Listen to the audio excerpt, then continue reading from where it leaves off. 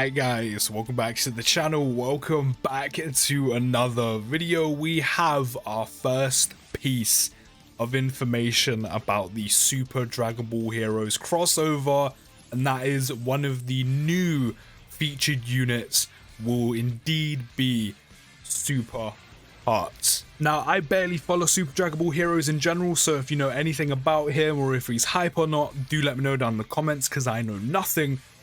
The two things I do know is, as confirmed by Goresh, he will indeed have an active skill, so he will have voice lines, which is dope. So I'm hoping those animations are going to be crisp.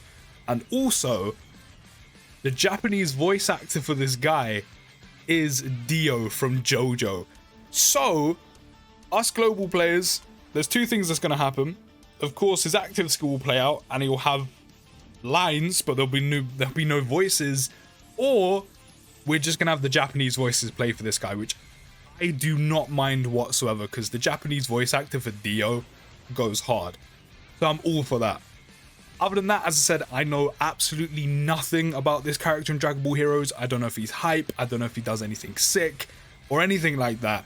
So if you follow it, you're gonna have to let me know down in the comments. But as usual with Dragon Ball Heroes, as long as the animations are good, as long as the characters and units are good, I don't really mind too much.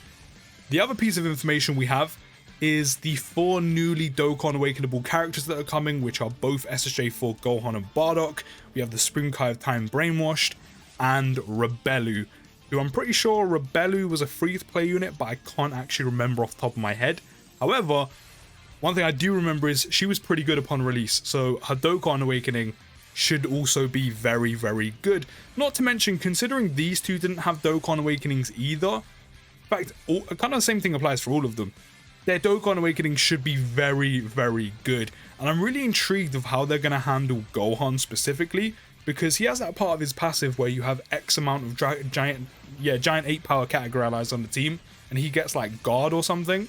So that's going to be very interesting, especially because giant 8 power category is quite a strong category. Does it have a slot 1 unit? No. Is it the best defensively? But it's a fun category that's actually had a lot of buffs, and like within the last year. You know, you already have the Super Saiyan GT units, which of course came out, what, like a year and a half ago, maybe more now. Then you have the Easy A's for the LRSSJ4s from year 4. Easy A SSJ4 Gogeta, Easy A Full Power SSJ4 Goku, and of course, the year 7 LRs from the 7th anniversary. So be kind of intrigued to see what they do with not just them two, pretty much all of them. And one other thing that I'm really interested to see is how they handle the level of these units that are coming. Not just the Dokkan Awakenable characters, but the new units that are coming, the Easy A's that are coming. I'm really intrigued to see how they handle them. As long as they're relevant for pretty much a full year until the next Dragon Ball Heroes crossover happens next year, then I'm all for that. As long as they're viable for a year until the next ones come out, I think that'll be perfect. But one of the major things is the Cell Max event and also Red Zone wasn't a thing. I think during last year's Red Zone, or during last year's Super Dragon Ball Heroes campaign, sorry, they weren't a thing. So I'm really intrigued to see how they handle the level of these new units, the Easy A's and the Dokkan Awakenings. I'm expecting any of these units to be like absolute gods in Red Zone. No.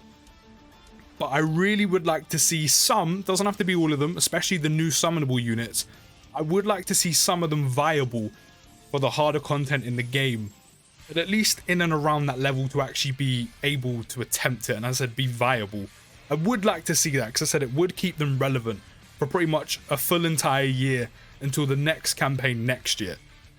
So yeah, I'm really intrigued to see how they handle them. And in terms of the new units, I know there's only currently one now and a few people have asked this. But this is kind of just a taster. This is the first reveal. This is going to be one of the new units. Super Hearts is going to be one of the new units that will be featured and summonable on the banner. There will be more shown at a later date. There'll probably be one more, maybe 2 more units depending on what they do. I'm not entirely sure who goes with Super Hearts or if they're just going to choose whoever they like. Usually they kind of keep it within a theme. But he's just the first one to be revealed. There will be a few more revealed at a later date. So do let me know what you think about the information that's been shown. Don't forget to drop a like, subscribe if you're new, and let me know down in the comments what other units would you like to see summonable for this year's Super Dragon Ball Heroes campaign? Let me know. I'll see you in the next one though, and